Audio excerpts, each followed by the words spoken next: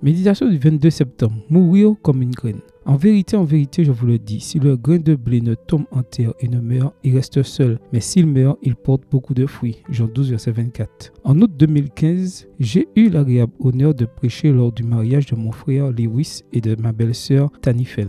À cette occasion, j'ai choisi de leur parler de la parabole du semeur, voir Matthieu 13, verset 3 à 9. Et comment pour jouir d'un beau mariage, il faut semer de la bonne graine chaque jour et ne jamais se lasser de semer, car à l'avenir, nous récolterons ce que nous semons. As-tu déjà remarqué à quel point les graines sont intéressantes? Elles sont peut-être minuscules, mais portent en elles un grand potentiel. Chaque graine peut devenir une plante ou un arbre, mais pour cela, elle doit passer par un processus difficile et douloureux. Elle doit être enterrée, mourir, briser sa coquille, germer et grandir. Elle doit résister au froid, à la chaleur, à la sécheresse et aux ravageurs. Mais finalement, cela en vaut la peine, car ce que devient la graine peut ombrager, décorer, nourrir et surtout se reproduire. Une seule graine peut transformer au fil du temps tout un paysage. Elle peut attirer l'eau et transformer un endroit désertique en une belle prairie. Mais rien de tout cela n'est possible tant qu'il ne s'agit pas d'une graine. Quelque chose de similaire se produit avec chaque être humain que Dieu a créé. Chaque de nous porte en lui un énorme potentiel. Toi qui me lis en ce moment, tu as la capacité de grandir et de produire beaucoup de fruits.